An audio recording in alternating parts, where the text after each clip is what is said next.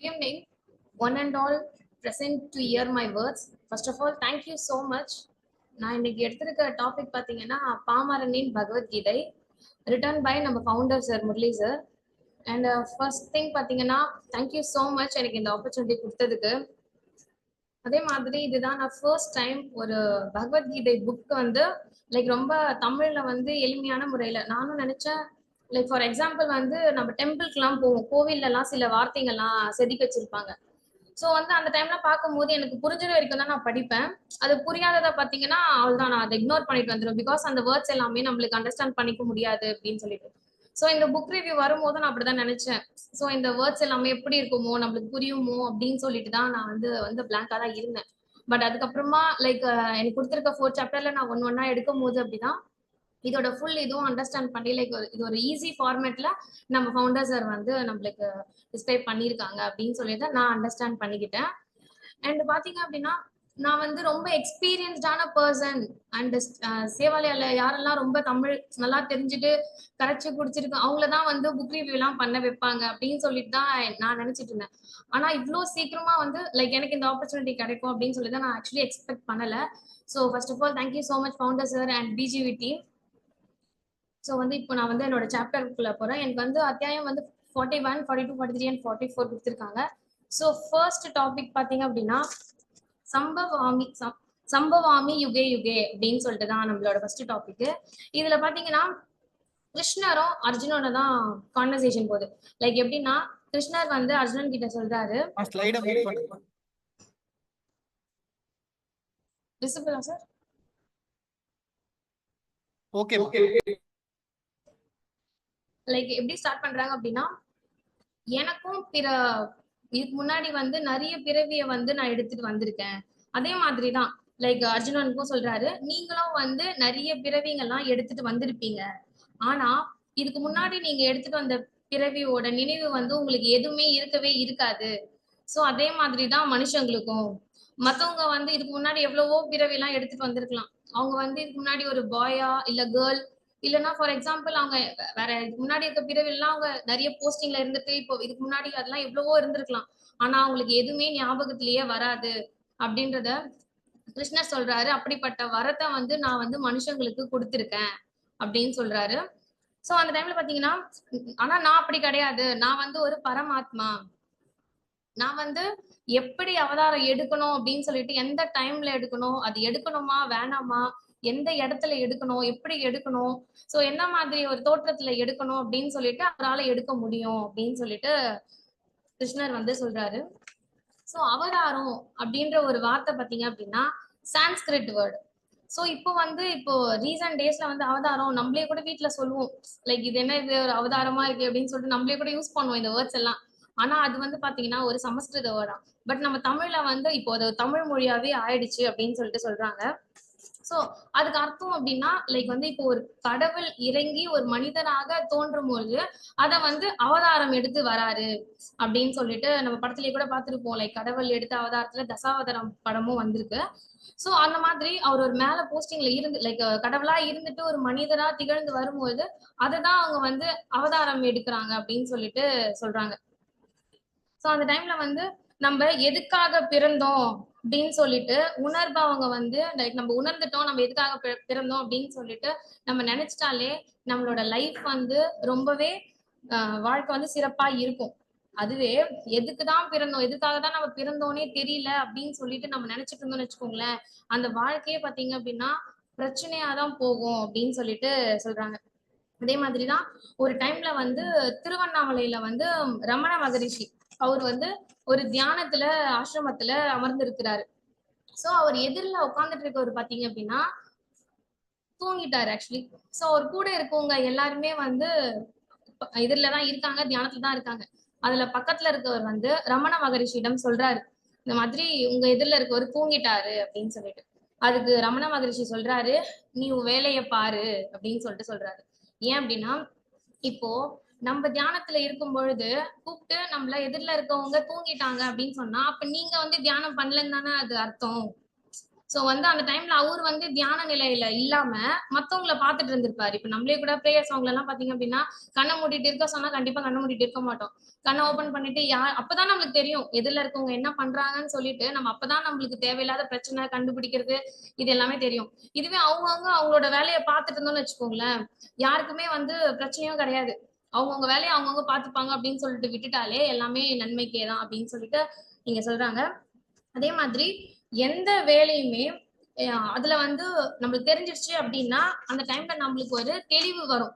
நம்ம கொடுத்துருக்க வேலை லைக் இப்ப நம்ம சேவாலயிலே பத்தி பாத்தீங்கன்னா லைக் நம்ம ஜாயின் பண்ணும்போது நம்மளுக்கு ஜேடி கொடுத்துறாங்க, ஜாப் டிஸ்கிரிப்ஷன் கொடுத்துறாங்க.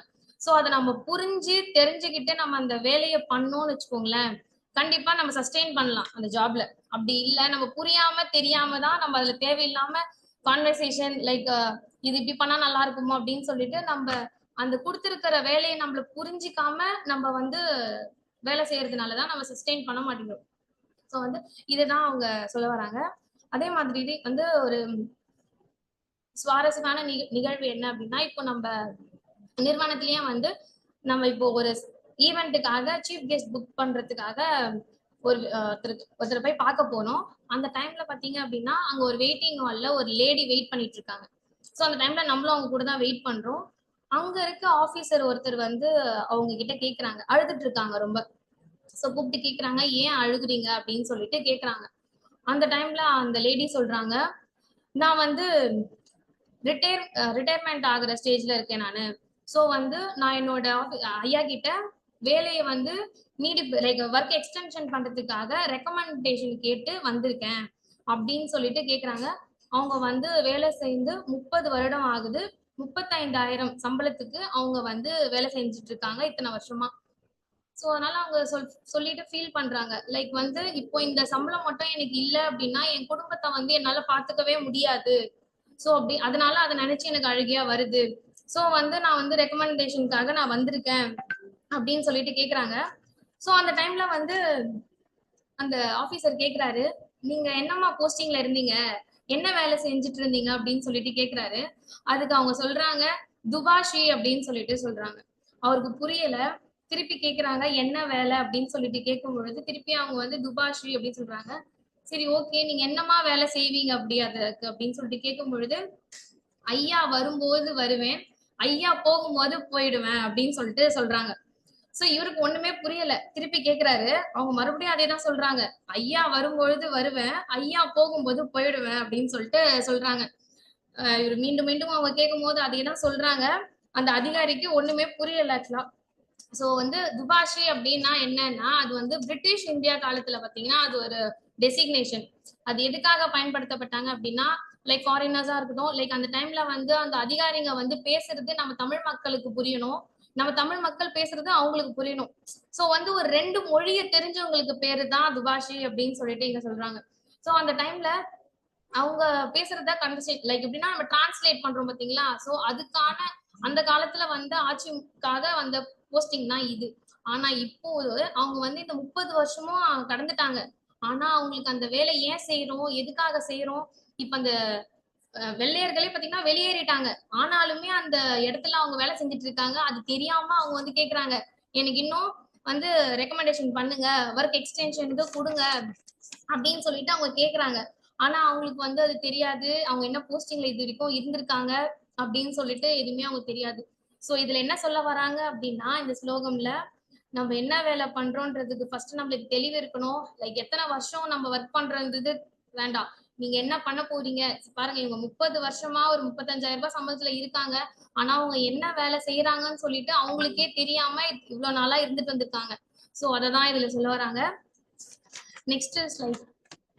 நெக்ஸ்ட் டாபிக் பாத்தீங்க அப்படின்னா, உள்ளத்தில் உள்ளதுதான் உலகம்.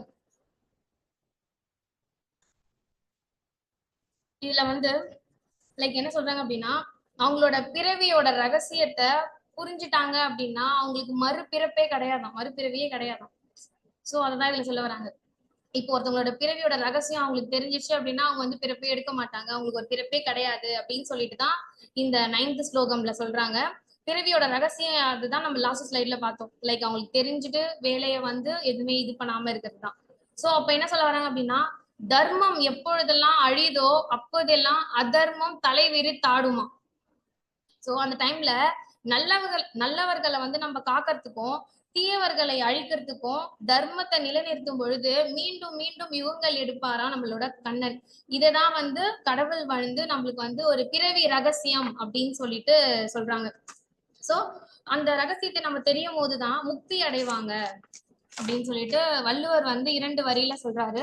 லைக் எப்படின்னா, வையத்துள் வாழ்வாங்கு வாழ்பவன் வானுரையாம் தெய்வத்துள் வைக்கப்படும் அப்படின்னு சொல்லிட்டு வள்ளுவர் வந்து எக்ஸ்பிளைன் பண்றாரு. லைக் நல்ல முறையில நம்ம வாழ்ந்தோம் அப்படின்னா கண்டிப்பா நம்மளோட நல்ல ஒரு சக்சஸ்ஃபுல் லைஃப வந்து நம்ம லீட் பண்ணலாம். அதுக்கு வந்து லைக் சில பேருக்கு இருக்கும் அவங்களோட லைஃப்ல பாத்தீங்கன்னா அவங்களுக்கு ஒரு ஹாபிஸ் கூட இருக்கலாம். லைக் இப்ப பாத்தீங்க அப்படின்னா வயசானவங்க இப்போ இருக்கிற எல்லார் வீட்லயும் தெரியும், வயசான பாட்டி தாத்தாங்கலாம் அவங்களுக்கு ஒர்க் இருக்குமானா கிடையாது. ஆனா அவங்க வந்து ஏர்லி மார்னிங் எழுந்து உட்காந்துப்பாங்க. சோ வந்து நம்ம நினைப்போம் ஏன் இவங்க வயசான காலத்துல இப்படி பண்றாங்களே அப்படின்னு சொல்லிட்டு. பட் அப்படிலாம் கிடையாது. அது வந்து அவங்களுக்கு தெரியும் அவங்களோட வேலையை பத்தி. அவங்க அந்த காலத்துல எல்லாம் எப்படி இருந்தாங்கன்னு சொல்லிட்டு நம்மளுக்கு தெரியாது. எக்ஸ்பிளைன் பண்ண அவங்க வந்தாலும் நம்ம அதை காது கொடுத்தும் கேட்க மாட்டோம். அதை உட்காந்து கேட்டோம் அப்படின்னா அவங்க ஏன் பண்றாங்க எதுக்கு பண்றாங்கன்றத நம்மளும் தெரிஞ்சுப்போம். சோ இதுல வள்ளுவர் வந்து நம்ம நல்ல முறையில லைக் எப்படின்னா சில பேருக்கு இருக்கும் தூங்கி எழுந்த உடனே யோகா பண்றதும் சரி, எக்ஸசைஸ் பண்றதும் சரி அப்படின்னு சொல்லிட்டு.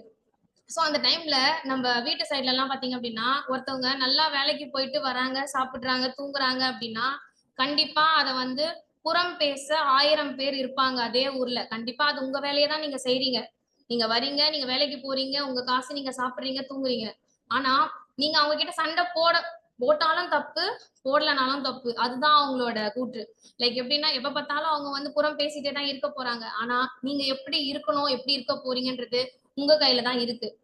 சோ நம்மளுக்கு தெரியும் நம்ம எப்படி இருக்கணும் அப்படின்னு சொல்லிட்டு. யார் பேச்சுக்கும் போகாம நம்ம நம்ம நிலையில இருந்தாலே நம்ம வந்து தெய்வ நிலையை அடைவோம் அப்படின்னு சொல்லிட்டு இங்க சொல்றாங்க. நெக்ஸ்ட் பாத்தீங்கன்னா, தீயவற்றை மாய்த்து தர்மத்தை நிலைநிறுத்த இறைவன் வருவார் அப்படின்னு சொல்லிட்டு நம்ம ஒரு நம்பிக்கையோட வாழணும் நம்ம. சோ வந்து எல்லாருக்குமே கண்டிப்பா தீய பழக்கம்லாம் இல்லாமலாம் இருக்காது. ஆணா பிறந்தா ஆணுக்கு, பெண்ணா பிறந்தா பெண்ணுக்கு இருக்கும்.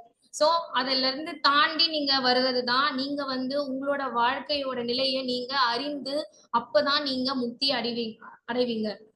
சோ அது தெரியாம நம்ம வாழ்றோம், ஏனோ தானோ நம்ம வாழ்ந்தோம்னா கண்டிப்பா இருக்கக்கூடாது. நம்ம வாழ்வதற்கு ஏதாச்சும் நீங்க ஒண்ணு கான்பிடென்டா நீங்க இருக்கணும். நம்ம இதுக்குதான் வாழணும், இதுதான் நம்ம பண்ண போறோம் அப்படின்னு சொல்லிட்டு அந்த மாதிரி ஒரு பிளான நம்ம வச்சுட்டு தான் நம்ம லைஃப்ல நம்ம வந்து சக்சஸ்ஃபுல்லா நம்ம லீட் பண்றதுக்கு ஒரு சொல்யூஷனே அங்கதான் ஸ்டார்ட் ஆகுது. சோ அதே மாதிரிதான் நம்ம வந்து நம்ம சிவாலயால நம்ம பிரேயர் சாங்கே அச்சம் இல்லை அச்சம் இல்லை அச்சம் என்பதில்லையே அப்படின்னு சொல்லிட்டு தான் நம்ம பாடுவோம். சோ அந்த மாதிரி இருக்கும்போது அந்த அச்சம், வெட்கம், கோபம் இம்மூன்றும் நீங்கினாலே முக்தி, அதாவது மரணம் இல்லா பெரு வாழ்வு நம்மளுக்கு கிடைக்குமா. சோ அது இல்ல அப்படின்னாலே நம்மளுக்கு மரணம் இல்லா பெருவாழ்வு கிடைக்கும் அப்படின்னு சொல்லிட்டு பாரதியார் வந்து அச்சத்தை வெட்கை தன்னை அழுத்தி விட்டால் அப்பொழுது சாவும் அங்கே அழிந்து போகும் அப்படின்னு சொல்லிட்டு சொல்றாரு. தர்மம் பாத்தீங்கன்னா எப்பயுமே அழியாது. ஆனா அந்த தர்மத்தை தலைநிறுத்த இறைவன் இறங்கி வருவார் அப்படின்னு சொல்லிட்டு நம்ம ஒரு பயமே இல்லாத ஒரு மகிழ்ச்சியான லைஃப நம்ம லீட் பண்ணணும் அப்படின்னு சொல்லிட்டு சொல்றாங்க.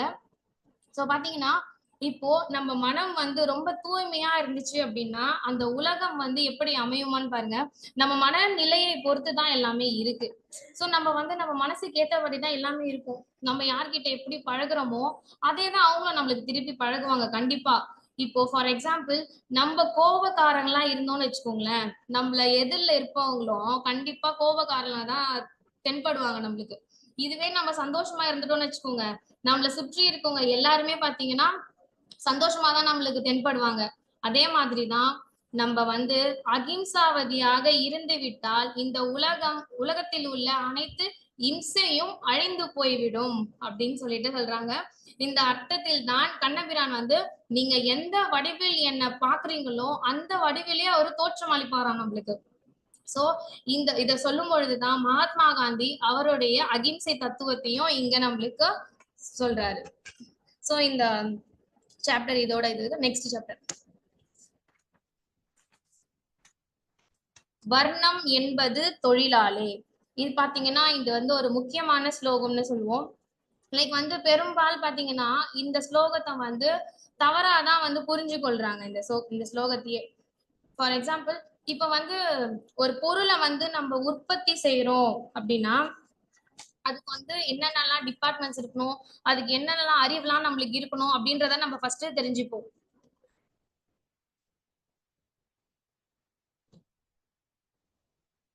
சோ நம்ம வந்து ஃபர்ஸ்ட் டைம் வந்து ஒரு பொருளை உற்பத்தி செய்ய வேண்டும் அப்படின்னு சொல்லிட்டு நம்ம மூளையில நினைக்கும் போதே அதோட பயன்பாடுகள் உருவாக்கணும். நம்மளுக்கு ஃபர்ஸ்ட் என்னென்னலாம் நம்மளுக்கு தெரியுமோ அதெல்லாம் வச்சு நம்ம ஃபர்ஸ்ட் ஒரு ஒரு டிபார்ட்மெண்ட் கீழே நம்ம பண்ணணும். அது எப்படி ஃபர்ஸ்ட் தீர்மானிக்கிறதுக்கே நம்மளுக்கு வந்து ஒரு டைம் எடுத்துக்கும் first of all. For example, இப்போ வந்து நம்ம ஒரு பொருளை இது ப்ரொடக்ஷன் பண்றோம் அப்படின்னா அந்த எண்ணத்துல இருந்து நம்ம அது எதுக்கு பண்றோம், அதை எப்படி பண்ண போறோம், அதை பண்ண தெரியுமா நம்மளுக்கு, அதுக்குன்னு சொல்லிட்டு நம்ம ஒரு பிளான் போடணும். இது எல்லாமே நம்மளுக்கு வந்து சேவாலயால நம்ம பண்ணிட்டு இருக்கோம். லைக் எப்படின்னா இப்போ ஷாப்பி சேவா பேக்கரி எடுத்துட்டோம் அப்படின்னு வச்சுக்கோங்களேன்.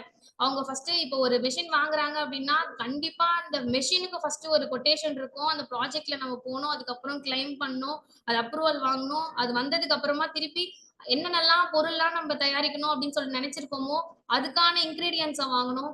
அந்த இன்கிரீடியன்ஸ் வாங்கின பிறகு அதை செய்யும் பொழுது அதை செய்யறதுக்கு ஆள் வாங்கணும். அந்த ஆள் வரவேற்றது அதுக்கும் நம்ம அவங்கள இன்டர்வியூ பண்ணி எடுக்கணும். அந்த ஆள் வந்தது பிறகு அவர் செய்வாரா செய்ய மாட்டாரா, நல்லா செய்வாரா, எப்படி இருக்குமோன்னு சொல்லிட்டு ஒரு பயத்திலேயே தான் இருந்துட்டு அந்த மெஷின் மூலியமா நம்ம செஞ்சோம் முடிச்சிடுவோம்.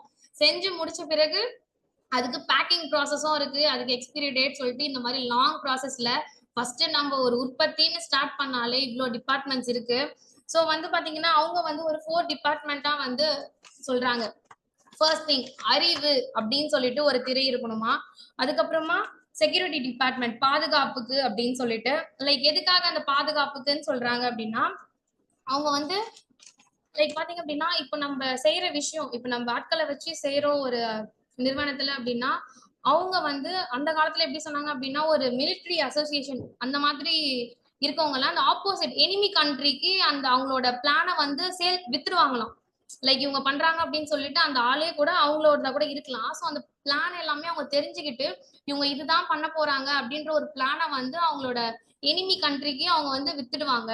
ஸோ அதுக்காக தான் நம்ம வந்து அந்த செக்யூரிட்டி டிபார்ட்மெண்ட் அப்படின்னு சொல்லிட்டு இதெல்லாம் பண்றோம். ஸோ அதை நம்ம பண்ணிட்டே இருக்கும்போது கூட லைக் வந்து அந்த பொருள் வந்து கரெக்டான டைம்ல வந்து அவங்க எல்லாத்துக்குமே அந்த மிஷினரிக்கோ லைக் எதுக்காக அவங்க ஒரு ப்ராடக்டா அவங்க நாலேஜ் கொடுக்க போறாங்களோ அதுக்கெல்லாம் பாக்குறாங்களோ அப்படின்னு சொல்லிட்டு அவங்க ஃபர்ஸ்ட் அசைன் பண்ணிக்கணும். அதுக்கப்புறமா தான் அவங்க வந்து இந்த ப்ரொடக்ஷனுக்கு நிலைநிறுத்தணும் அப்படின்னு சொல்லிட்டு சொல்றாங்க. நெக்ஸ்ட் பாத்தீங்க அப்படின்னா லைக் அந்த உற்பத்தி லைக் அந்த மேனுஃபேக்சரிங் இன்ஜினியர்ஸ் பண்ணும்போது அவங்களோட மகனே அந்த மார்க்கெட்டிங் டிபார்ட்மெண்ட் எடுத்துக்கிட்டா ஏன் அவங்க அவங்க வந்து லைக் வந்து மார்க்கெட்டிங் டிபார்ட்மெண்ட் மட்டும் எடுத்துக்கிட்டு லைக் அவங்க அதுல இருந்துட்டு செக்யூரிட்டி டிபார்ட்மெண்ட் எடுத்துக்கலாம்ல. அதுலயே பாத்தீங்கன்னா ஒரு நிறைய கான்வர்சேஷன் போகும். லைக் அதே போலதான் லைக் வர்ணம் லைக் கலர்ன்றது நம்ம கிட்ட வந்து நம்ம பிறப்பிலேயே வந்தது அப்படின்னு சொல்லிட்டு மட்டும் நம்ம ஜட்ஜ் பண்ணக்கூடாது அப்படின்னு சொல்லிட்டு சொல்றாங்க.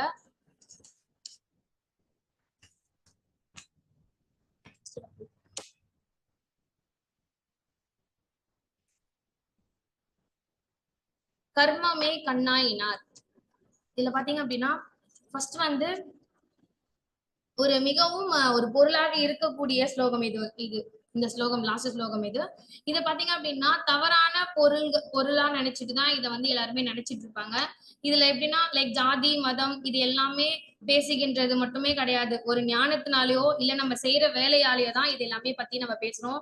எப்படி அப்படின்னா ஃபர்ஸ்ட் நம்ம ஒரு தொழில் செய்யும் பொழுது அப்பொழுது ஏற்படுற அந்த துன்பம் நிலை இருக்கு பாத்தீங்களா. இப்போ லைக் சொல்றோம் நம்மளோட சைட்ல சொல்லணும் அப்படின்னா ஒர்க் ப்ரெஷர் அப்படின்னு சொல்லிடுவோம்.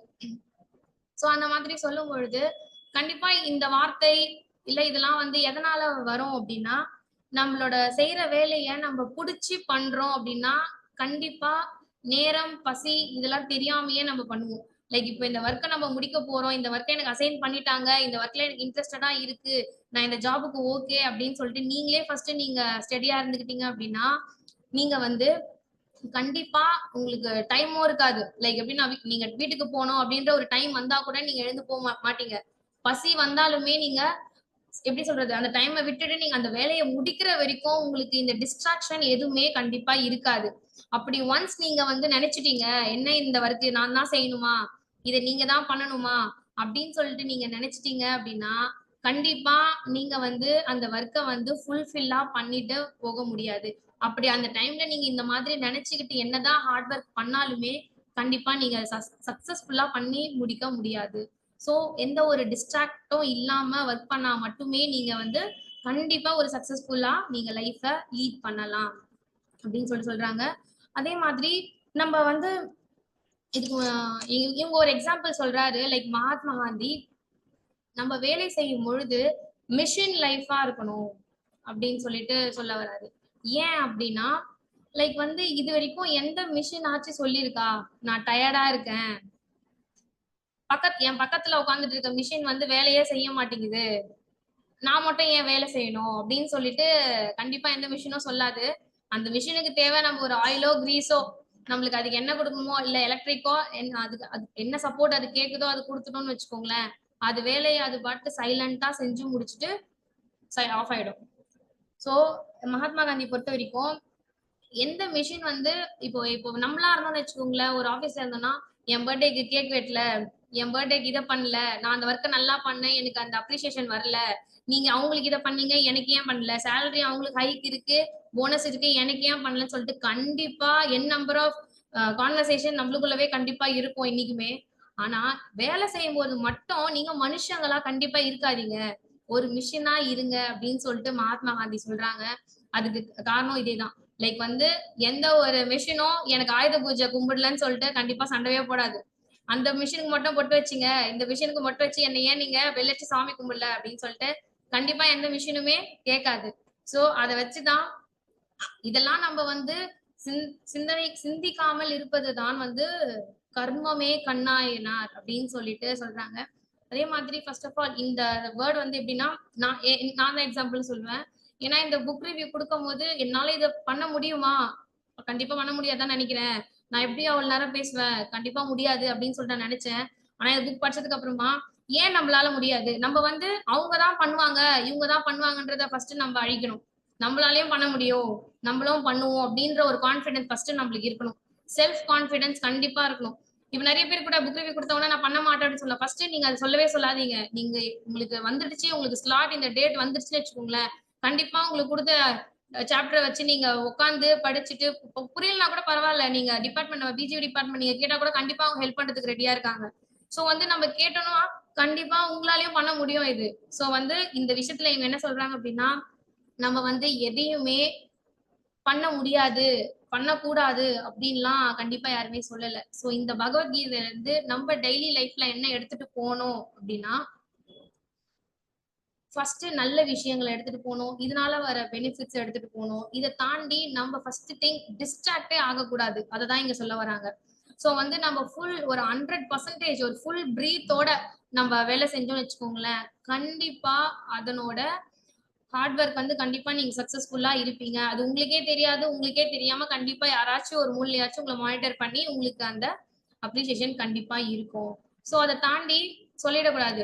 ஒரு மிஷின் வந்து சைக்கிள் செயின் வந்துருச்சு அப்படின்னா அந்த சைக்கிள் யார் கண்டுபிடிச்சாங்களோ அவங்க ஒரு முட்டாள், அந்த சைக்கிளே கண்டுபிடிச்ச கூடாது அழிஞ்சிடணும் அப்படின்னு சொல்லிட்டு கண்டிப்பா சொல்றவங்க இருக்காங்க. எப்படின்னா ஒருத்தவங்க வளர்ந்து வராங்க அப்படின்னா அவங்கள டவுன் பண்றதுக்கு 1000 பேர் இருப்பாங்க. ஆனா அதையும் தாண்டி இதுதான் நானு, என்னால இதையும் பண்ண முடியும் அப்படின்னு சொல்லிட்டு கண்டிப்பா ஒரு ஆளுமே முயற்சி எடுக்கணும். சோ இதெல்லாம் ஓவர் கம் பண்ணி தான் பாத்தீங்கன்னா மகாத்மா காந்தி வந்து அவரோட ஸ்லோகனை இதுல இருந்து எக்ஸ்பிளைன் பண்ணியிருக்காரு. So thank you so much. I will stop with this. First of all thank you ma'am. நீங்க வந்து அதுல இத டெப்தா வந்து நம்ம முரளி சாரும் அதுக்கு கருத்து சொல்லுவாங்க. ஆனா அதுக்கு முன்னாடி வந்து நீங்க உங்களுக்கு கொடுக்கப்பட்ட டைம்ல இன்னும் கொஞ்சம் பேசியிருக்கலாம். அதாவது புத்தகத்துல இருக்கிற விஷயத்தை தாண்டி நம்ம சேவாலியாவோட நிறைய விஷயங்களை கனெக்ட் பண்ணி பேசியிருக்கலாம். ஏன்னா டாபிக் எல்லாமே உங்களுக்கு வந்து ரொம்ப ஆப்டான டாபிக். அதுல நீங்க உள்ள போய் இன்னும் கொஞ்சம் டெப்தா பேசியிருந்தீங்க அப்படின்னா, ஏன்னா அந்த 4 டாபிக்குமே வந்து இன்னும் டெப்தா பேசக்கூடிய விஷயங்கள் இருக்கு. அது இல்லாம நீங்க சேவாலியாவோடய நிறைய விஷயங்கள் அது கனெக்ட் ஆகும். அது மாதிரி நீங்க பேசியிருந்தீங்க அப்படின்னா இன்னும் கொஞ்சம் ரொம்ப பெட்டரா இருந்திருக்கும். அதை மீன் பண்ணி தான் வந்து இந்த புத்தகமும் இருக்கு. இந்த புத்தகம் பாரதி, காந்தி, விவேகானந்தரை தாண்டி நம்ம சேவாலியாவோட ரொம்ப கனெக்ட் ஆகக்கூடிய ஒரு புத்தகம். அதுலயும் இந்த பர்டிகுலரா ஒரு சில டாபிக் வந்து கனெக்ட் ஆகக்கூடிய ஒரு டாபிக். ஏன்னா நம்மளுடைய ஊழியர்கள் வந்து அதுல ரொம்ப கனெக்ட் ஆகக்கூடிய ஒரு நிலையில இருக்கும். ஸோ நல்லா பேசுனீங்க. ஆனா இன்னும் கொஞ்சம் அதை டெப்தா பேசியிருந்தா நல்லா இருந்திருக்கும் அப்படின்றது என்னுடைய கன்சர்ன். இணைய வழியா ஜாயின் பண்ணியிருக்கவங்களுடைய கருத்துக்கள்.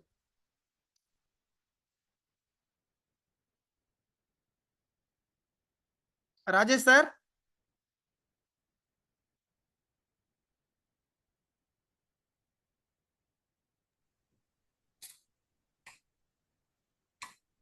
வணக்கம். வணக்கம், எல்லோருக்கும் வணக்கம். நல்லா பேசுனீங்க மேடம். Thank you sir. ரொம்ப ஃபாஸ்டா எல்லா கருத்துக்களையும் சொல்லியிருந்தீங்க, பகிர்ந்தீங்க. அதுல வந்து இந்த கடைசியா நீங்க சொன்ன இதுல வந்து இந்த கருமமே கண்ணனாயினார் அப்படிங்கிறத பத்தி சொல்லியிருந்தீங்க. அதுல வந்து பாத்தீங்கன்னா அதே மாதிரி ஞான கர்ம சந்நியாச யோகம் அப்படிங்கிறது சொல்லியிருந்தீங்க. இது பொதுவா வந்து பகவத்கீதை அப்படின்னு எடுத்துக்கிட்டாலே வந்து எல்லா சாப்டருமே வந்து பாத்தீங்கன்னா கண்ணன் வந்து அர்ஜுனனுக்கு போதிக்கக்கூடியதுதான். எல்லாமே நம்மளுடைய வாழ்க்கையோட சேர்ந்து பயணிக்கக்கூடியது, கனெக்ட் ஆகக்கூடியதுதான் எல்லாமே. எந்த ஒரு டாபிக் எடுத்தாலுமே அது வந்து நம்மளோட வாழ்க்கையில வந்து அதை பொருத்தி நம்ம வந்து அதனுடைய இதுபடி செயல்படலாம் அப்படிங்கிறதுக்கு வந்து எல்லா ஸ்லோகங்களுமே எல்லா டாபிக்குமே அதுல இருக்கும். அதே மாதிரி இந்த மிஷின் லைஃப் மாதிரி வாழணும் அப்படின்னு சொல்லி காந்தி சொல்லியிருக்காருன்னு சொல்லியிருந்தீங்க. அதுல வந்து என்னன்னா அதுல ஒரு சின்ன இது உணர்வுள்ள மனிதர்கள் வந்து மிஷின் மாதிரி, ஏன்னா ஆல்ரெடி நம்ம எல்லாருமே மிஷின் மாதிரி தான் வாழ்ந்துட்டு இருக்கோம். ஆனா காந்தி சொன்ன கருத்து வந்து கருத்து வந்து வேற. ஆக்சுவலா வேலையில வந்து ரொம்ப கண்ணும் கருத்துமா கொடுத்த வேலையை வந்து கண்ணும் கருத்துமா மிஷின் மாதிரி செஞ்சுட்டே இருக்கணும் அப்படிங்கறத சொல்லியிருக்கிறாரு. பட் நம்ம சொல்ற எடுத்துக்கிற மிஷின் மாதிரி வேலை செய்யணும் அப்படிங்கிறது வந்து தூங்கணும், காலையில எந்திரிக்கணும், வேலைக்கு போகணும், திரும்ப வேலை செய்யணும், ஆபீஸ்ல போய் ஒர்க் பண்ணணும், திரும்ப வீட்டுக்கு வரணும், திரும்ப இருக்கணும் அப்படிங்கிற மாதிரி அது வந்து மிஷின் மாதிரி வேலை செய்யறது வந்து உணர்வுள்ள மனிதர்கள் அப்படிங்கிறவங்க வந்து மிஷின் மாதிரி வேலை செய்யறது அப்படிங்கிறது இந்த இடத்துல வந்து வேற வேற மாதிரி பொருத்தி பார்க்கணும் அப்படிங்கிறது வந்து என்னோட கருத்து. நன்றி. வந்து கசுவா சிசில இருந்து ஜெயலட்சுமி மேம் வந்து அவங்களுடைய கமெண்ட்ஸ் ஷேர் பண்ணுவாங்க. Good evening Deepashree. கேக்குதுங்களா நான் பேசுறது? இல்ல, நீங்க பேசுனது எல்லாமே நல்லா இருந்துச்சு, சூப்பராவும் இருந்துச்சு, நல்லா போல்டாவும் பேசுனீங்க. ஆல்ரெடி எனக்கு தெரியும் நீங்க நல்லா போல்டா பேசுவீங்கன்னு. நல்லா போல்டா பேசுனீங்க. அதே மாதிரி அதுல ஃபர்ஸ்ட் ஒன்று சொல்லியிருந்தீங்க பாத்தீங்களா, இப்போ வந்து இப்ப ஒரு தியானம் பண்றாங்க அப்படின்னா அதை வந்து தியானம் பண்றவங்க வந்து முழு மனசோட தியானத்தோட இருக்கணும், மத்தவங்கள வந்து பிளேம் பண்ணக்கூடாதுன்னு. ஆனா ஆக்சுவலா இப்ப எல்லாமே அந்த மாதிரிதான் நடக்குது. இப்ப அந்த மாதிரிதான் ஆயிடுச்சு. ஆனா உண்மையா அவங்க வந்து ஒரு விஷயம் எது செஞ்சாலும் அவங்க செய்யறப்ப வந்து அவங்க முழு மனசோட செய்யறப்போ மத்தவங்க யார் என்ன பண்றாங்கன்றது தெரிய வராது. சரிங்களா? அந்த பாயிண்ட்ஸ் எனக்கு பிடிச்சிருந்தது. அதே மாதிரி அந்த மிஷின் மாதிரி சொன்னீங்களா, அந்த பாயிண்ட்ஸ் எல்லாம் நல்லா இருந்தது.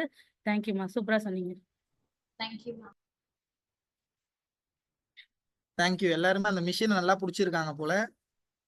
அடுத்தது கசுவா சிசில இருந்து பவித்ரா மேம் வந்திருக்காங்க. Good evening ma'am. நீங்க சொன்ன கருத்து எல்லாமே நல்லா இருந்துச்சு ரொம்ப. இதுல எனக்கு என்ன புரிஞ்சிச்சுன்னா, மத்தவங்க என்ன செய்யறாங்க அப்படின்றது இல்லாம நம்மளோட வேலையை நம்ம ஒழுங்கா கரெக்டா செஞ்சோம்னா நம்ம மத்தவங்க ஏன் நீங்க இது செய்யல அப்படின்றத நம்ம சொல்லலாம். அது நல்ல விஷயமா இருந்தா சொல்லலாம். அந்த மாதிரி கருத்து எனக்கு ரொம்ப பிடிச்சிருந்துச்சு ma'am. Thank you.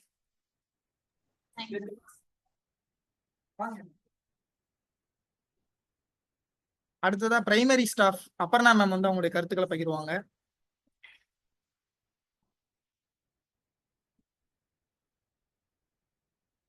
Good evening to all. நீங்க புக் ரிவ்யூ பண்ணது வந்து உண்மையாவே உங்களுடைய ஸ்பீச் வந்து நல்லாவே இருந்துச்சுப்பா. நீங்க சொன்ன விதம் வந்து ரொம்ப நல்லா இருந்துச்சு. நீங்க படிச்சிருக்கிற கருத்துக்களை வந்து நல்லாவே அண்டர்ஸ்டாண்ட் பண்ணி புரியுற மாதிரி சொன்னீங்க. தேங்க்யூ. அடுத்த high school staff baby Ramini ma'am.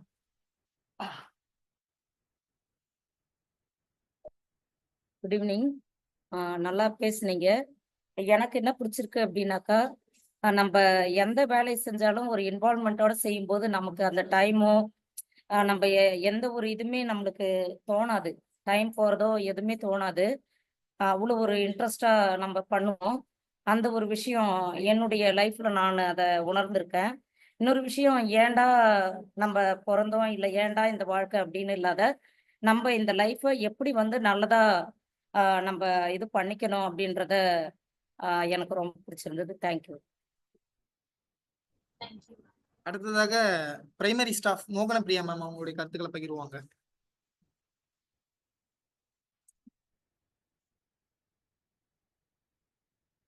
Good evening, ma'am. Good evening, ma'am. Good evening. I'm Moganapriya from primary teacher, primary school. Ma'am நீங்க ரொம்ப நல்லா பேசியிருந்தீங்க. 4 டாபிக் நல்லா பேசியிருந்தீங்க. இதுல வந்து கர்மமே கண்ணாயினார்ன்ற டாபிக்ல வந்து மகாத்மா காந்திஜி அவர்கள் வந்து ஒரு தொழில் செய்யறோம் அப்படின்னா அதுல வந்து மனுஷனா இல்லாம மிஷின் மாதிரி ஒர்க் பண்ணணும் அப்படின்னு சொல்லிடுங்க. அது ரொம்ப நல்லா இருந்தது மேம். தேங்க்ஸ். நல்லா இருக்கு. தேங்க்யூ. ஆன்லைன்ல ஜாயின் பண்ணிருக்கவங்களுக்கு கமெண்ட்ஸ் சிட்டி ஆபீஸ்ல அரவிந்த் உங்களுடைய கருத்துக்களை பகிர்றீங்களா? அரவிந்த் இருக்கியாப்பா?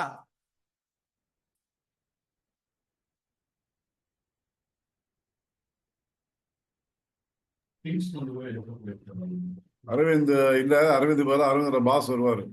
ஓகே வாங்க.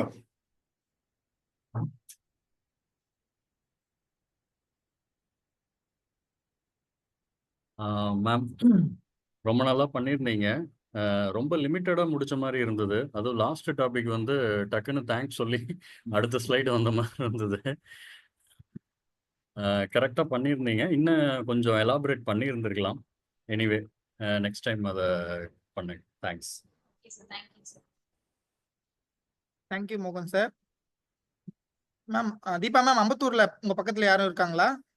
சார் இல்லைங்க சார், ரேவதி அக்கா எம்ப்ளாயி அவுட்டிங் போயிருக்காங்க சார். அவங்க என்னங்க மேம்? எம்ப்ளாயி அவுட்டிங் போயிருக்காங்க சார். ஓகே ரவி அண்ணா சார் அங்க பக்கத்துல யாராவது இருக்காங்களா? ஜானகிராமன் ரவி அண்ணா அவரோட கமெண்ட் சொல்றாரு. ஓகே ஓகே தீபா மேடம், நீங்க நல்லா பெஸ்டா நல்லா பண்ணீங்க. இதான் நீங்க ஃபர்ஸ்ட் டைம் பண்றீங்க, அதனால அதே நல்லா பெஸ்டா பண்ணிருக்கீங்க. எங்க டிஆர் டீம் சார்பாக வாழ்த்துக்களை தெரிவித்துக் கொள்கிறேன். அது மட்டும் பாத்தீங்கன்னா ஒர்க்ல வந்து நல்லா திருப்தியா பண்ணணும்னு சொல்லிருக்கீங்க. அதுல இருந்து மனசுக்கு பிடிச்சி பண்ணணும்னு சொல்லிருக்கீங்க. அந்த விஷயத்த பார்க்கும்போது நான் உங்களை நேரா பார்த்ததுலேயே நல்ல சேவாலியாக்குன்னு பாத்தீங்கன்னா ஒரு 6 மணிக்கு வந்தா கூட அந்த பக்கம் ஒர்க் பண்ணிட்டு இருப்பீங்க நீங்க கம்யூனிட்டி காலேஜ்ல.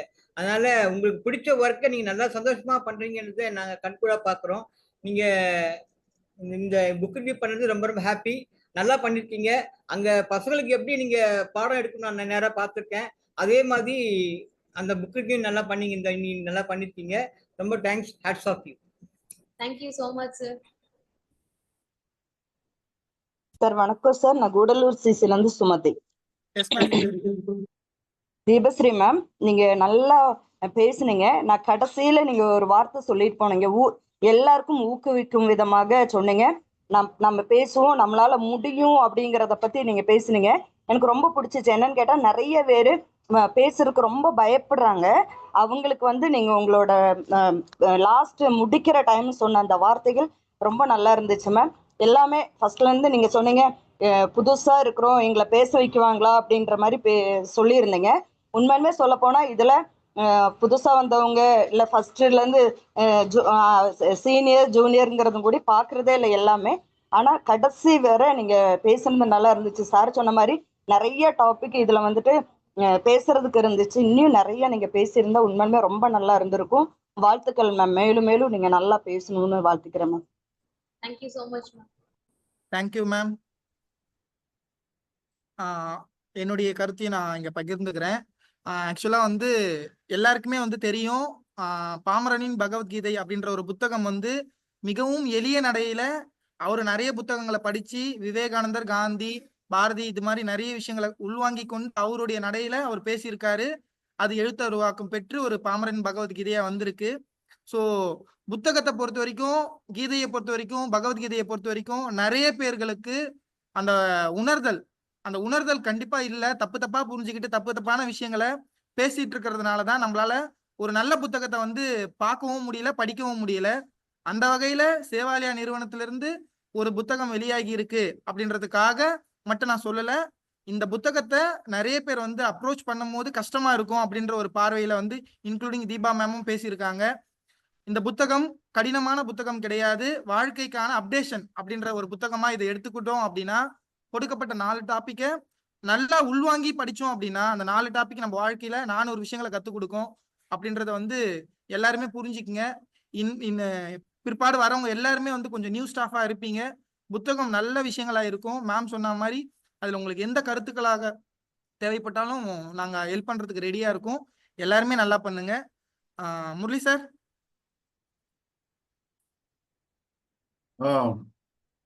உங்க கருத்துக்க சொல்லுங்க சார். தீபா டைமே 2 நிமிஷம் டைம் இருக்கு. அதுக்குள்ள நான் வராம ஸ்டேஜ் ஆயிடுச்சு. 40 மினிட்ஸ் அலோகேட் பண்ற டைம். ஸோ 40 மினிட்ஸ் ஃபில்அப் பண்ற மாதிரி கொஞ்சம் மேட்டர் ரெடி பண்ணிக்கணும் அடுத்து வரவர்கள். இருந்தாலும் 30 நிமிஷம் பேசினாலும் 30 நிமிஷமே ரொம்ப அருமையா இருந்தது. நல்ல ஸ்பீச்சு. நல்லா படிச்சிருக்கீங்க. புக்கை படிச்சுட்டு அதில் இருக்க விஷயங்களை மனசுல வாங்கிட்டு பேசுறீங்க. புரிஞ்சிட்டு இருக்கீங்க என்ன இருக்குன்னு புரிஞ்சுட்டு அந்த புரிஞ்சதை எக்ஸ்பிளைன் பண்றீங்க. ரொம்ப நல்லா இருந்ததுமா. நல்லா பேசுனீங்க.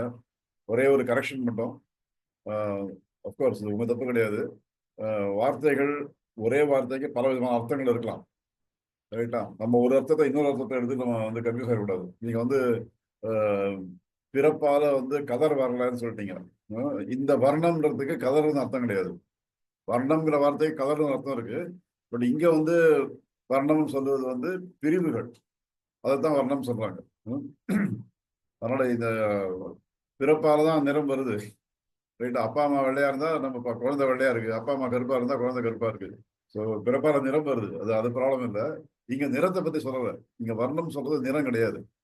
கரெக்டா? அது தெளிவா புரிஞ்சுங்க. நீங்க சொல்லும்போது கதர்னு சொல்லிட்டீங்க. அது கிடையாது. மற்றவங்க எல்லாம் புரிஞ்சுக்கணுக்கு தான் சொல்றேன். உங்களை குறை சொல்றதுக்காக இல்லை. தவறான ஐடியா போயிடக்கூடாது. இங்க பகவத்கீதையில வர்ணம்ங்கிற வார்த்தை பயன்படுத்துவது பிரிவுகள் அப்படிங்கிற அந்த இதுலதான் அதாவது அது ஒண்ணுதான் கரெக்ஷன். பாக்கியெல்லாம் கரெக்டாக தான் பேசுனீங்க. ராஜேஷ் கிளம்பி விட்ட பிரச்சனையை பத்தி முதல்ல பேசிடுறேன். அவர் கேட்டாரு அது எப்படி மிஷின் மாதிரி ஒர்க் பண்ண முடியும், எல்லாம் வந்து உணர்வுள்ள மனிதர்கள் இவங்க மிஷின் மாதிரி ஒர்க் பண்ண முடியுமான்ற மாதிரி ஒரு கொஸ்டின் ரைஸ் பண்ணாரு.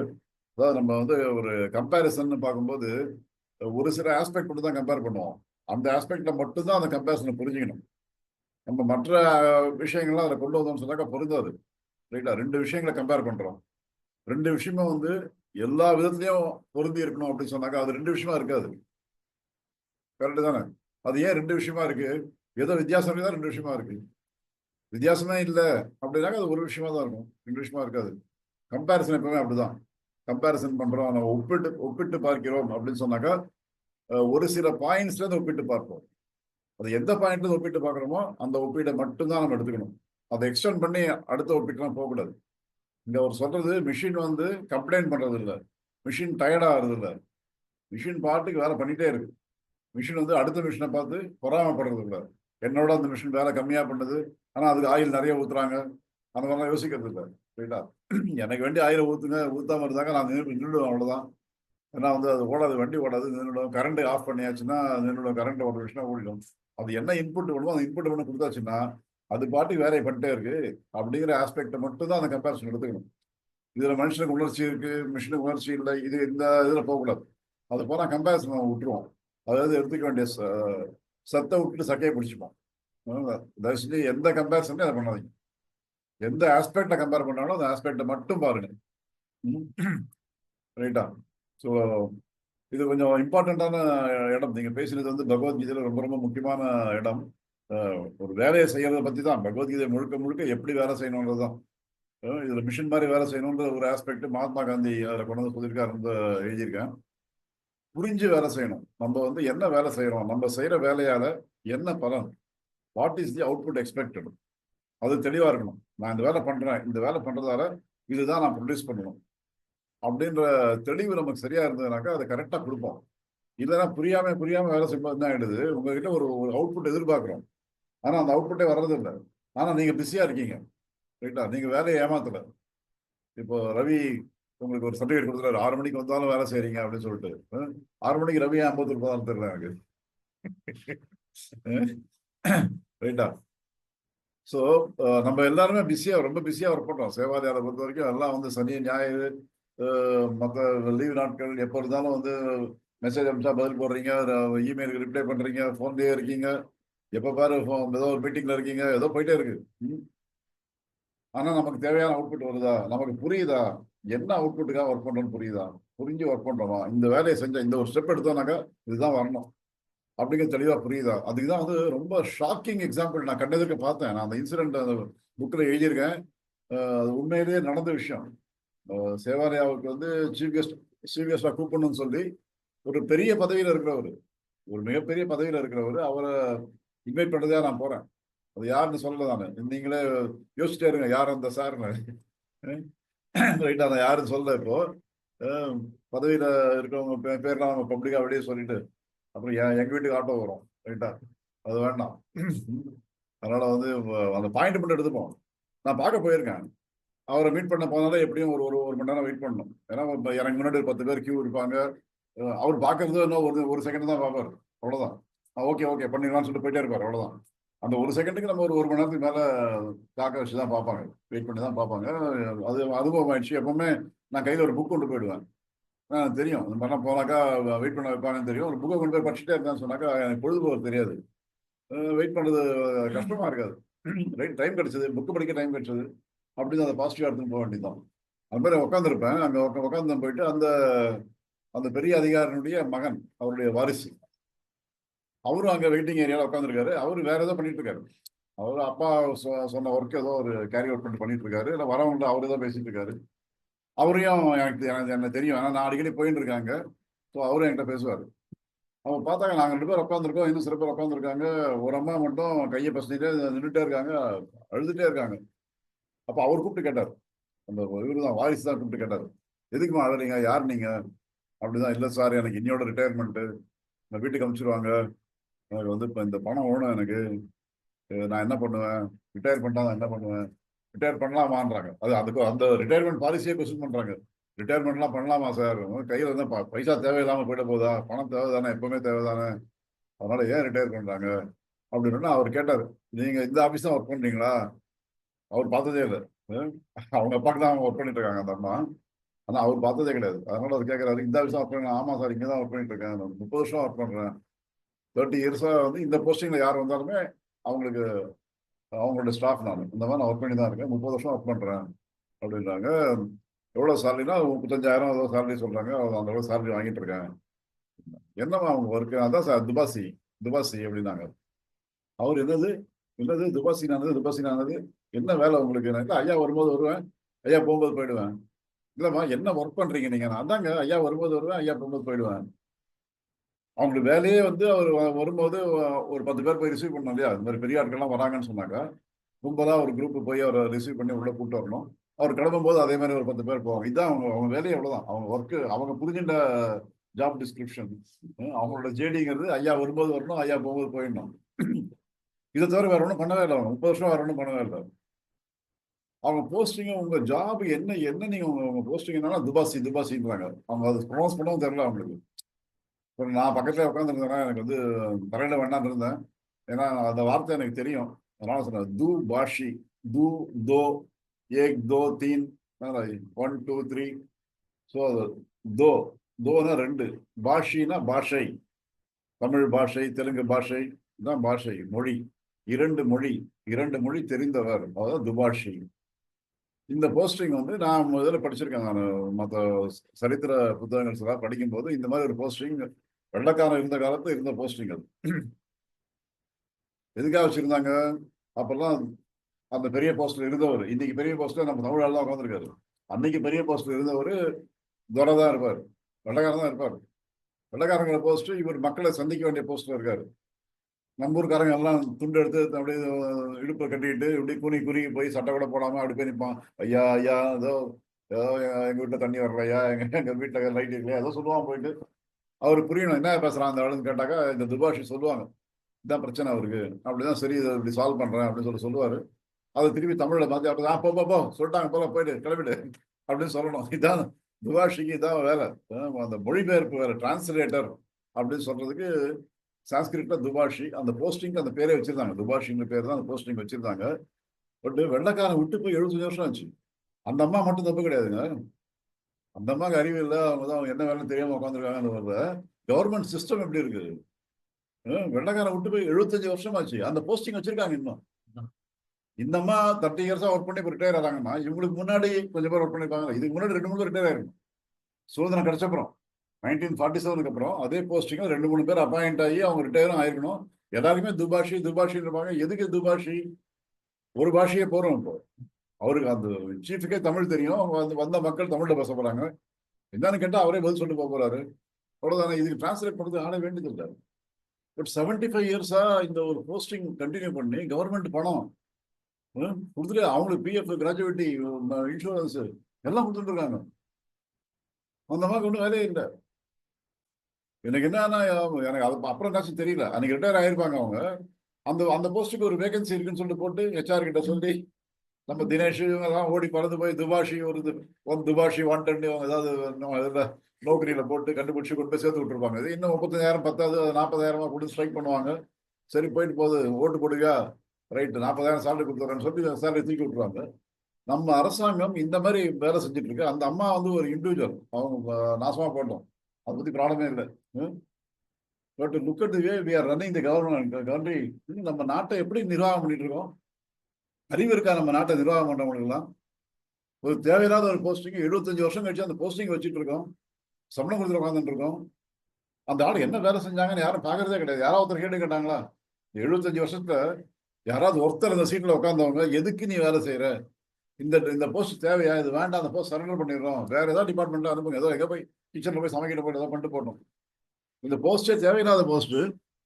இதுல இருக்காங்கன்னு சொல்லி ஒரு அதிகாரி, ஒரு IAS ஆபீசர், ஒரு IPS ஆபீசர், ஒரு அரசியல்வாதி, இந்த பதவிக்கு வந்தவர் யாராவது கேட்டாங்களா? ஒத்துமைக்கு இந்த மாதிரி எவ்வளவு இருக்கு. இது என் கண்ணில் பட்டது. இந்த மாதிரி இந்தியா பூரா எவ்வளவு போஸ்ட் கவர்மெண்ட் டிபார்ட்மெண்ட்ல கிட்டத்தட்ட கோடிக்கணக்கான பேர் கவர்மெண்ட் வேலை பண்றாங்க. State government, central government, India பூரா கணக்கு எடுத்தீங்கன்னா கோடிக்கணக்கான பேர் வேலை செய்யறாங்க. அது கிட்டத்தட்ட பாதி பேர் தேவையில்லைன்னு நினைக்கிறேன்.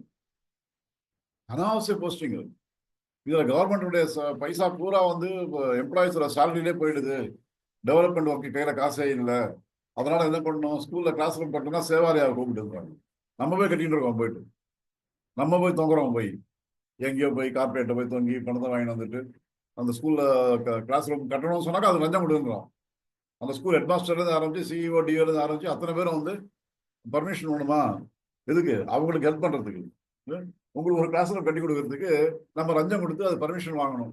வாங்கிட்டு அங்கே போய் கட்டி கொடுக்கணும். கவர்மெண்டால ஏன் கட்ட முடியல? இந்த துபாஷிங்கெல்லாம் சேலரி போயிட்டு இருக்கு. ஒரு 10 துபாஷி டிஸ்மிஸ் பண்ணாங்கன்னு சொன்னா கிளாஸ் ரூம் அவங்களே கட்டலாம் ஈஸியா.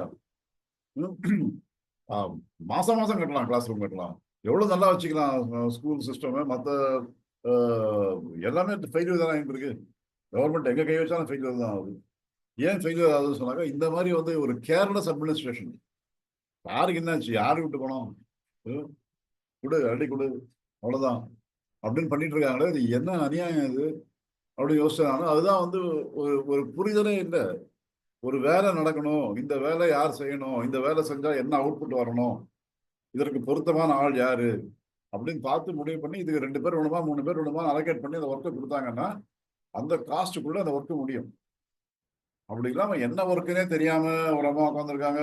அவங்க எக்ஸ்டென்ஷன் கேட்கறாங்க, என்ன ரிட்டையர் பண்ணாதீங்க, இன்னும் 2 வருஷம் 3 வருஷம் எனக்கு கொடுங்கன்றாங்க. இதே மாதிரி ஐயா வரும்போது வரேன், ஐயா போகும்போது போயிடுறேன், 35,000 காசு கையில. அந்த அம்மா நடுவில் எங்கேயாவது போய் வேற சைடு ஒர்க் ஏதாவது பண்ணிருக்கோம், போயிட்டு சும்மா இருக்க மாட்டாங்க. சும்மா உட்காந்துருப்பாங்கன்னா அவங்க வேற ஏதாவது சைட் பிசினஸ் பண்ணிட்டு ஐயா எப்போ போவான்னு தெரியும், அப்போ கூட போய் நிற்க வேண்டியதான், போயிட்டு கார் கிட்ட போய் கைகிட்ட நிற்கணும், போயிட்டு அவ்வளோதான் வேலை அவங்களுக்கு. இது இவ்வளவு குப்பையா பண்ணிட்டு இருக்கோம் ஒரு கவர்மெண்ட் அட்மினிஸ்ட்ரேஷன். ஸோ பகவத்கீதையில அந்த ரெஃபரன்ஸ் இருக்கு. நீங்க ஒரு வேலை பண்றீங்கன்னா தெரிஞ்சு பண்ணுங்கன்றாங்க. உங்களுக்கு அசைன் பண்ணது எதுக்காக பண்ணாங்க உங்ககிட்ட, நீங்க நான் என்ன அவுட்புட் ப்ரொடியூஸ் பண்ணணும் அப்படி அதை புரிஞ்சு பண்ணீங்கன்னு சொன்னாக்கா அந்த வேலைக்கு மரியாதை இருக்கும், அந்த வேலைக்கு ஒரு பலன் இருக்கும், பண்ணதுக்கு பலன் இருக்கும். ரைட்டா?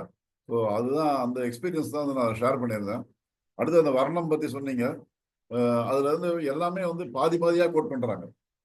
யாருக்குமே முழு ஸ்டேட்மெண்ட் தெரியறதுல. புதுசா ஒருத்தர் கட்சி ஆரம்பிச்சிருக்காரு இல்லையா, அவர் அவருடைய கொள்கைன்னு சொல்லிக்கிறாரு, பிறப்போக்கும் எல்லா உயிருக்கும். இது எங்க எடுத்தாரு அவரு? தெரியுமா? இருக்காது, யாருக்கும் தெரியாதா? பிறப்போக்கும் எல்லா உயிருக்கும் எங்க இருந்து வருது இது? ஹலோ தமிழ் ஆசிரியர்கள், தூங்கிட்டீங்களா எல்லாரும்? திருக்குறள் சார். திருக்குறள் அவ்வளவுதானா? திருக்குறள் 2 அடி இல்லப்பா. இல்ல நான் சொல்லுங்க. நீங்க சொல்லுங்க.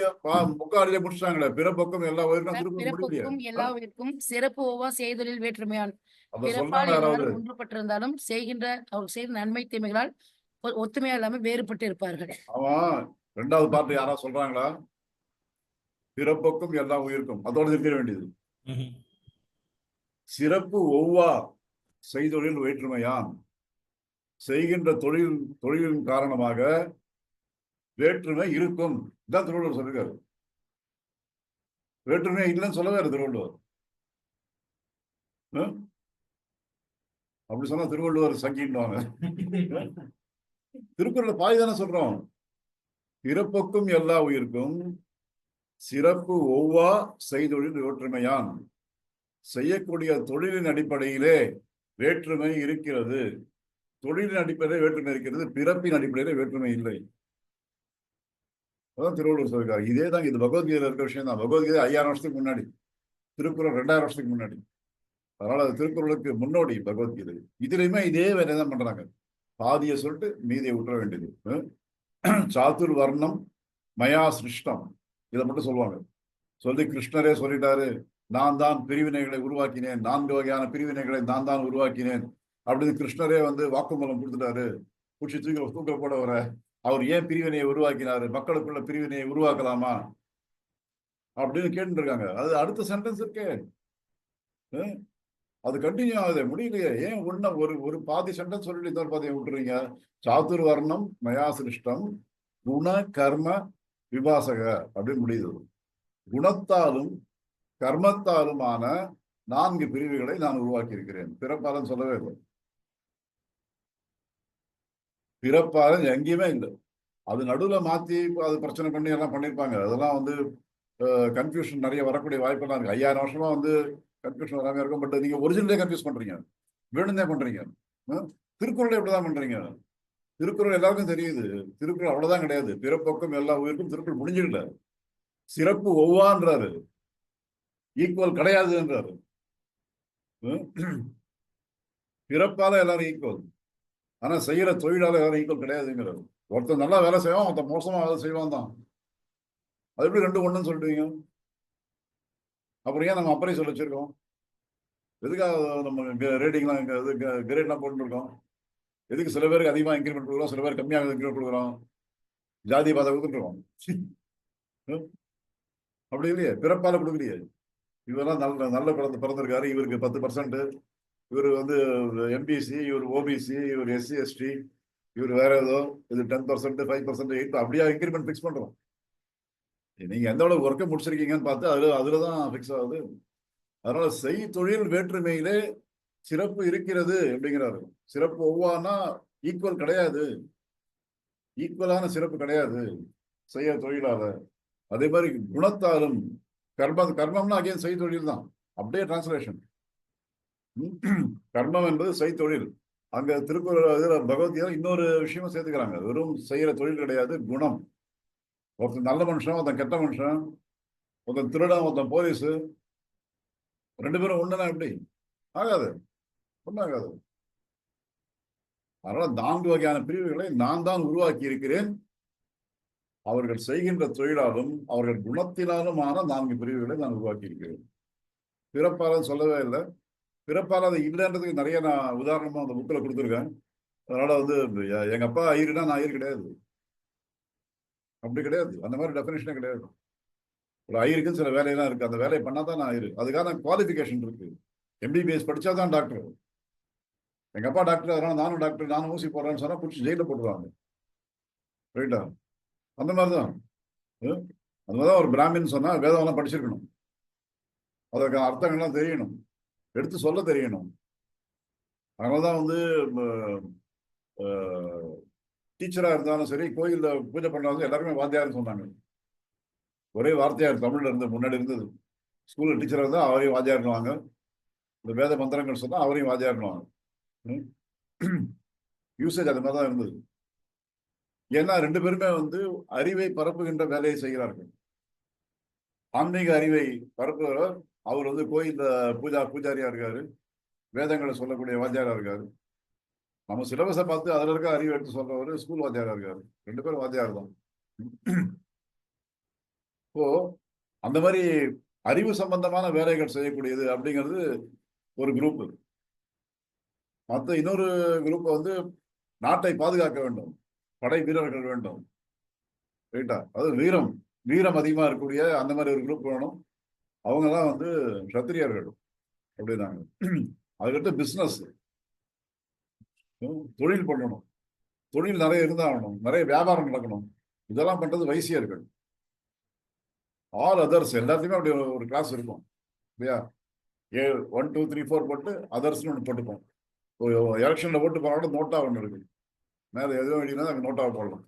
அந்த மாதிரி இது 3த்துல வராதவங்க 4வது பிரிவு சூத்திரர்கள்னு சொன்னாங்க. அது இழிவாலாம் சொல்லலாம். ஒன்று 4 பிரிவுல 3 பிரிவுக்கு டெஃபினேஷன் கொடுத்துறாங்க. 4வது பிரிவு பாக்கி எல்லாரும் 4வது பிரிவு. இந்த 3 இது 4. அந்த மாதிரி 4 வர்ணங்களா நான் தான் பிரிச்சிருக்கேன் அப்படிதான் சொல்லியிருக்காரு. பிறப்பாலும் சொல்லவே இல்லையே. அதில் நான் புராணங்கள்ல இருந்து உதாரணங்களை எடுத்து காமிச்சிருக்கேன். பிரகலாதன் ஒரு கதையை படிப்போம். ஒரு மிகப்பெரிய பக்தர், சின்ன குழந்தையா இருந்த போதே வந்து அவர் கூப்பிட்டாருன்னு சொல்லிட்டு தூணை படந்துட்டு நரசிம்மரா கடவுள் வெளியே வந்தாருலாம் இருக்கு இல்லையா? தூணிலும் இருப்பான் திரும்பிலும் இருப்பான்னு சொல்லிட்டாரு அவங்க அப்பா கிட்ட. எங்க இந்த தூண்ல இருக்கானா அப்படின்னு கேட்டு ஒரு உதைக்கிறாரு. சொன்ன தூணை பழந்து நரசிம்மர் வந்துடுறாருன்னு சொல்லிட்டு. அந்த கதையில பாத்தீங்கன்னா அந்த பிரகலாதனோட அப்பா யாரு? அவர் ஒரு ராட்சசன். ஸோ ஒரு ராட்சசனுடைய பையன் வந்து ராட்சசனா தான் இருக்கணுமா? அவசியம் இல்லை. அப்படி சொல்லலையா அந்த கதையில? ராட்சசனுடைய பையன் வந்து பக்திமானா இருக்கிறார், அவர் ஐரா இருக்காரு. அப்பா ராட்சசனா இருக்காரு, பையன் ஐரா இருக்கான். பையன் வந்து நாராயணா பாரு. அதனால இது வந்து பிறப்பால டிஃபைன் ஆகல, நடுவில் குழப்பி விட்டாங்கன்றது உண்மை. பட் டெஃபினேஷன் அப்படி கிடையாது. அதுக்குதான் சைக்கிள் எக்ஸாம்பிள் அதுவுமே மகாத்மா காந்தியோடைய அவருடைய வார்த்தையை தான் சொல்லியிருந்தேன் நான். எனக்கு 6 சைக்கிள் வச்சிருக்காங்க, சைக்கிள் ரிப்பேர் ஆயிடுச்சு, பஞ்சர் ஆயிடுச்சு சைக்கிள். என்ன பண்ணுவீங்க அப்போ? சைக்கிளை கண்டுபிடித்தவன் முட்டாள், சைக்கிளை ஓட்டுபவன் காட்டு மிராண்டி, இப்படியா பேசிட்டு இருக்கோம். உங்க சைக்கிள் பஞ்சர் போட்டு போகணும், அவ்வளவுதான். அதுக்காக சைக்கிளே தப்பாயிடுமா? ஸோ இங்க இம்ப்ளிமெண்ட் பண்ணும்போது சில பிரச்சனைகள் தான், அந்த பிரச்சனையை சால்வ் பண்ணணும். அதை விட்டுட்டு பகவத்கீதையே தப்பு, புராணமே தப்பு, வேதமே தப்புன்னு சொன்னீங்கன்னா இது உங்களுக்கு ஒரு ஹிடன் அஜெண்டா இருக்கு, அதுக்காக பேசுறீங்க, அவ்வளவுதான். ஸோ அதெல்லாம் அந்த எக்ஸாம்பிளோட தான் அந்த புக்கில் கொடுத்துருந்தேன். இது ரொம்ப ரொம்ப ரொம்ப முக்கியமான இடம். ஏன்னா கீதையை வந்து தப்பா புரிஞ்சுக்கிட்டு இதை பத்தி வந்து கேவலமா எழுதி கடவுளே எப்படி சொல்லிட்டாரு, நான் பிரிவினையை உருவாக்கினேன்னா பிரிவினை இருக்குதான், பிரிவினை இல்லாம இருக்க முடியாது. ஏன் எல்லாரும் முதலமைச்சரா இல்லை? ஏன் சில பேர் மட்டும்தான் முதலமைச்சர், மற்றவங்களாம் அமைச்சர், மற்றவங்களாம் எம்எல்ஏ, மற்றவங்களாம் எம்பி? ஏன் பிரிவினை? நம்மகிட்ட 234 பேர் இருக்காங்களா எலெக்ட் ஆகி போனவங்க, எல்லாருமே முதலமைச்சர் சொல்ல வேண்டியது தானே? ஏன் ஆளுங்கட்சி, ஏன் எதிர்கட்சி, ஏன் பிரிவினை? எல்லாருமே ஆளுங்கட்சி, எல்லாரும் சேர்ந்து கொண்டாடிக்கலாம், பண்ணலாம்ல. எதுக்கு ஆளுங்கட்சி எதிர்கட்சி ஏன் பிரிக்கிறாங்க? பிரிவினை இல்லாம இருக்கு, பிரிவினை இல்லாம இருக்கவே முடியாது.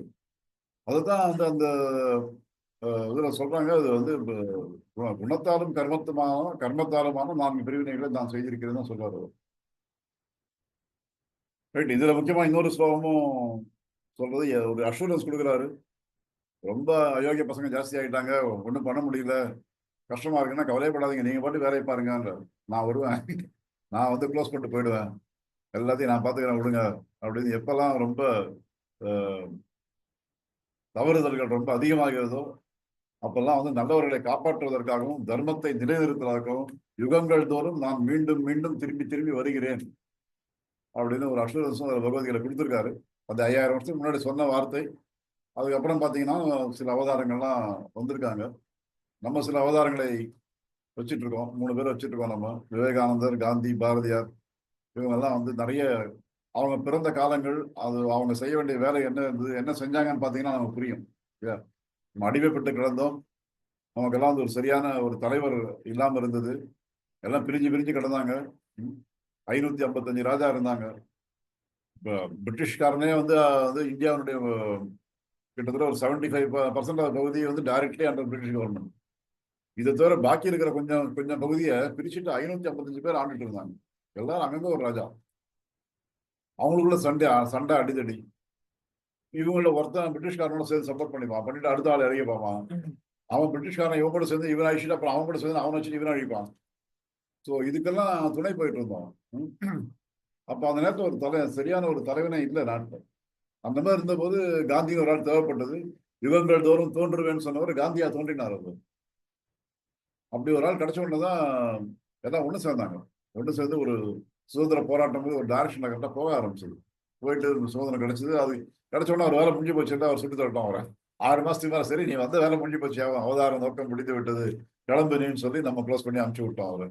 அதே மாதிரி விவேகானந்தர் அமெரிக்கா போய் பேசும்போது அங்க எல்லாரும் ஆச்சரியமா பார்த்து கேட்டுருந்தாங்க, இந்தியாவில் இவ்வளோ அறிவு இருக்குதா, எல்லாம் முட்டா பசங்க தான் நினைச்சிட்டு இருந்தோம், நீங்க எல்லாம் பாம்பாட்டி தேசம் தானே, அது நமக்கு பேரே அதுதான். இந்தியாவுக்கு வந்து பாம்பாட்டி தேசம், நிறைய பாம்பு ஓடிட்டு இருக்கோம், எல்லாரும் நம்ம எல்லாம் வந்து ஆளுக்கு ஒரு பாம்பை பிடிச்சி தோல்ல மாட்டிக்கிட்டு சுத்திட்டு இருக்கோம், அந்த மாதிரி தான் நினைச்சிட்டு இருக்காங்க இந்தியாவை பத்தி.